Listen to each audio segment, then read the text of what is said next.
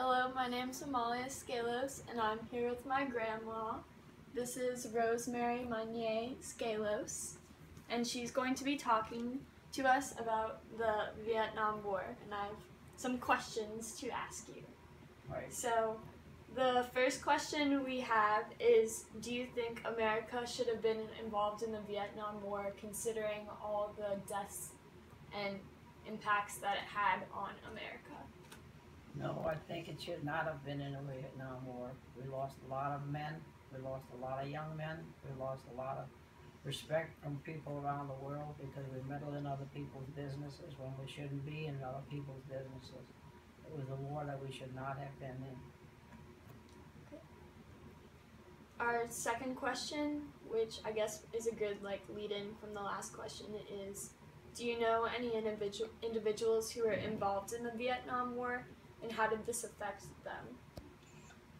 Yes, I had a nephew, Michael Glazer, and he was right out of high school and Citadel College, and he was drafted into the Army because of his military associations.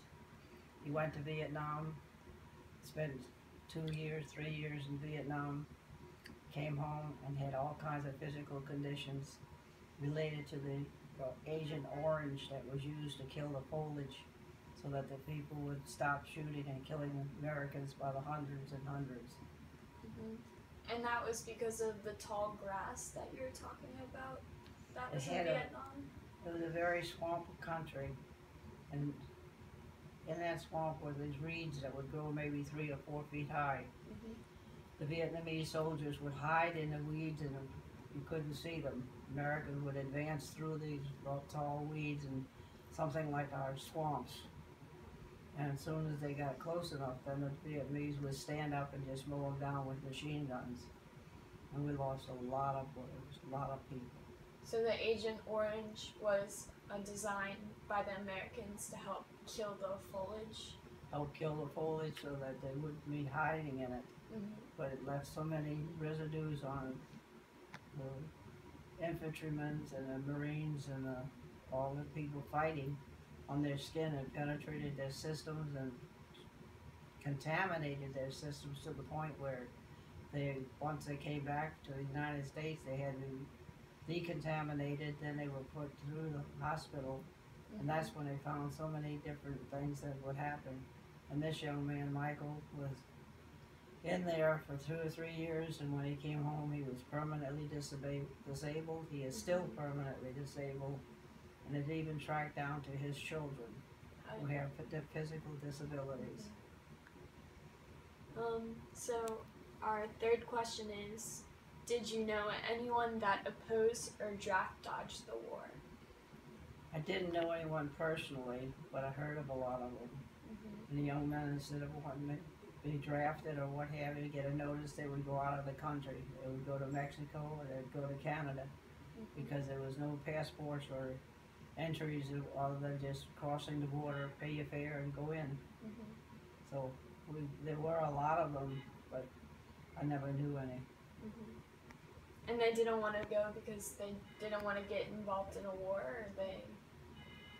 Well, they were killing so many of the mm-hmm. Australians and the Americans that were in the war that, yes, people got to the... Question is, do you think you were impacted at all by the Vietnam War, in that, rationing was different, or, I don't know, how do you feel?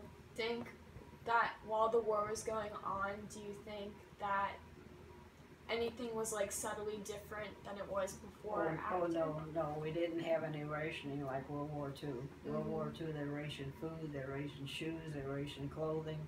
Everything. You get 2 pairs of shoes a year, and if you wore your shoes out, then you better just put cardboard in them and go on with them. It's particularly up in the snow where I was raised. We wear out our shoes pretty quickly. Mm-hmm. But Vietnam, no, we didn't have a shortage. Maybe a little bit of gas here and there or something like that. But as far as food or meat and something, no. And we didn't have any food stamps or anything like that, or tokens or money, because they were using the silver or big bullets. Mm-hmm. Is Lyndon B. Johnson and Richard Nixon were both the presidents involved during the Vietnam War. Do you approve of them making the decision to go into the war, or did you dislike them for that? No, the whole consensus of the country was against the war from the word go.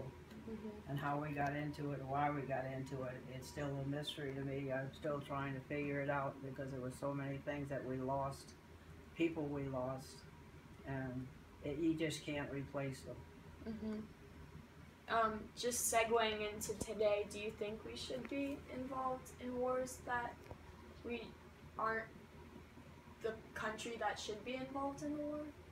No, just like over in the Far East there, and close to Russia, and the Americans that just wandered into a harbor and got into the foreign country borders, and we almost lost 6 or 8 Navy personnel at this time. So no, they shouldn't be over in those things. Okay.